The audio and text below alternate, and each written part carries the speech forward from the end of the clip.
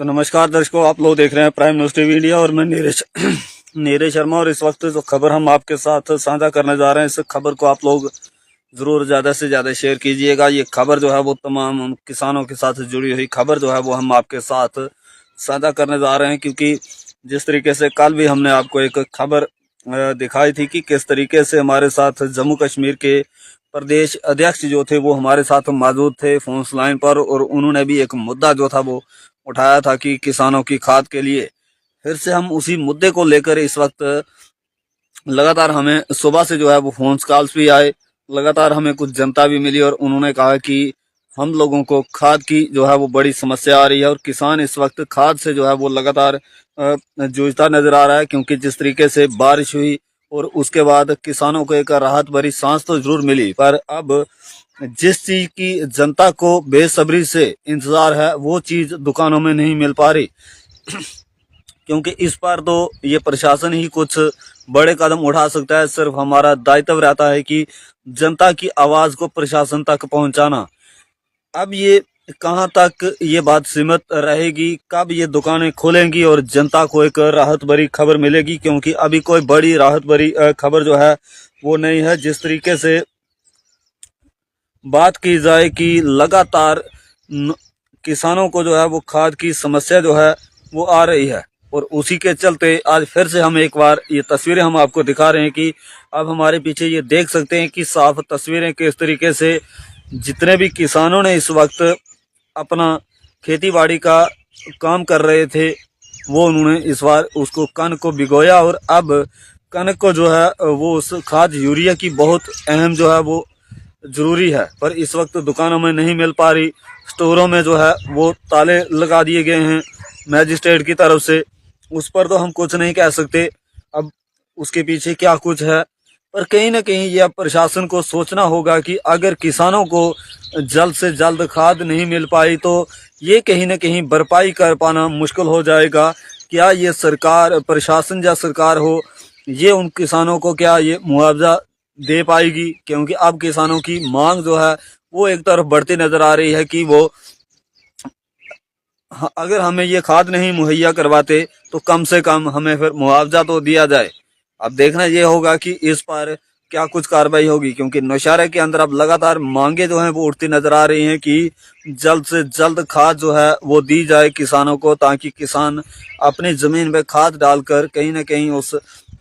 खेती बाड़ी पर जो किसान निर्भर है वो अपना पालन पोषण जरूर कर सके। पर ये बड़ी खबर थी इस वक्त की नौशहरे के अंदर खाद क्यों नहीं मिल पा रही, ये बड़ा सवाल। ये तो देखना होगा प्रशासन के अधिकारियों को कि किस कारण ये खाद जो है वो बंद कर दी गई। वहां पर अगर हम आपको बताते चलें तो एक और जानकारी हमें मिल पा रही है सूत्रों के अनुसार, अगर हम आपको बताते चलें तो खाद के साथ कुछ कंपलसरी एक बोतल जो है वो दी जा रही है, और उस पर हम भी खुद खुलासा करेंगे कुछ दिनों के बाद कि वो क्यों कंपलसरी है और क्यों नहीं होनी चाहिए कंपलसरी, उस पर भी हम जरूर बातचीत रखेंगे। और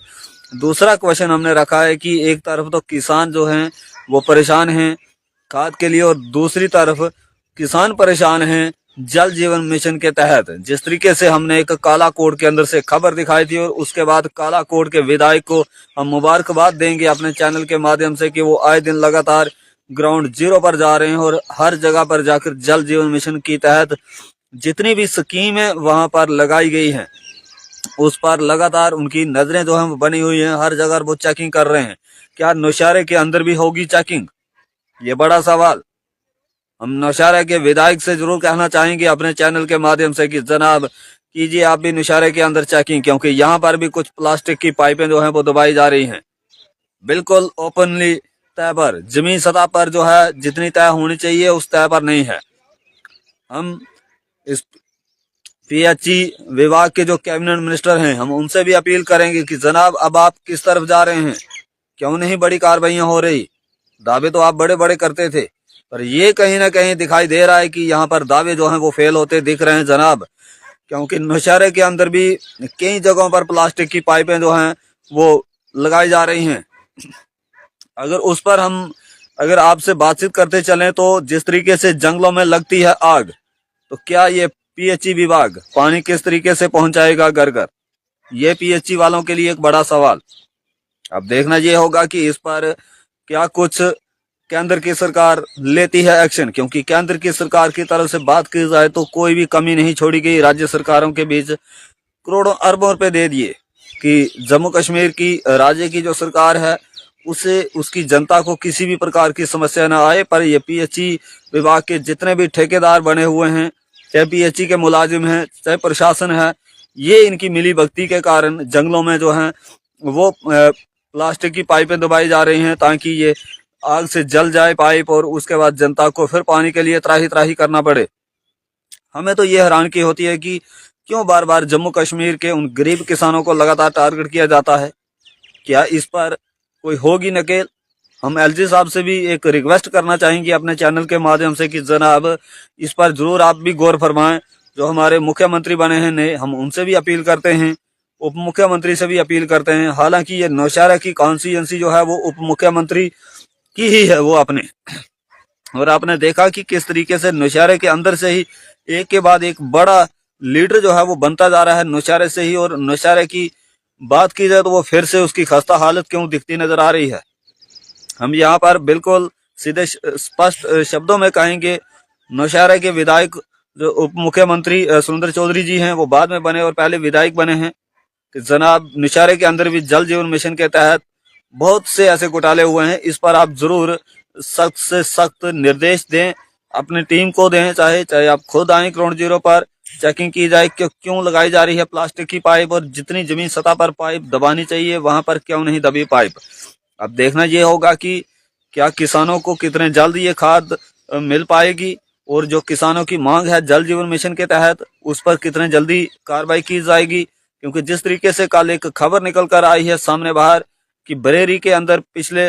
कई वर्षों से लगातार एक पंचायत में पानी नहीं है, 2012 से लगातार वो पानी के लिए समस्या से जूझ रहे हैं, और पीएचई प्रशासन नौशहरा मूर्ख दर्शक बन के अपने कमरों में बैठा हुआ है। सिर्फ जनता के पैसे का जो टैक्स दे रही है जनता उसका दुरुपयोग करने के लिए नौशहरा जी ऑफिसर बैठे हुए हैं। हम स्पष्ट शब्दों में कहते हैं, क्योंकि कल वो खुद हमारे वहां पर उन्होंने कमेंट बॉक्स में कमेंट किए, और हमने जब प्रदेश अध्यक्ष से बातचीत करने का प्रयास किया वहीं पर सवाल उठाए, और उन्होंने कहा कि नौशहरा पीएचई प्रशासन जो है वो टोटली फेलियर है, इस पर बड़ी कार्रवाई होनी चाहिए। और उन्होंने भी मांग की थी एडीसी नौशहरा से, डिप्टी कमिश्नर राजौरी से, उप मुख्यमंत्री सुरेंद्र चौधरी जी से कि आप कार्रवाई करें, अन्यथा ये ना हो कि लोग सड़कों पर उतरें। अब देखना ये होगा कि किस तरीके से नौशहरे की बरेली के अंदर से एक पानी को लेकर बड़ी समस्या बाहर निकल कर आई, और जिस तरीके से ये बड़ी खबर है कि किसानों को खाद नहीं मिल पा रही। अब किसान जाएगा तो जाएगा कहाँ? क्या किसानों को ये मुआवजा दिया जाएगा प्रशासन की तरफ से या नहीं, ये तो आने वाला समय तय करेगा। बाकी तमाम अपडेट्स के देखने के लिए आप देखते रहें प्राइम न्यूज़ टीवी इंडिया, और हमें दें इजाजत। जय हिंद, जय भारत।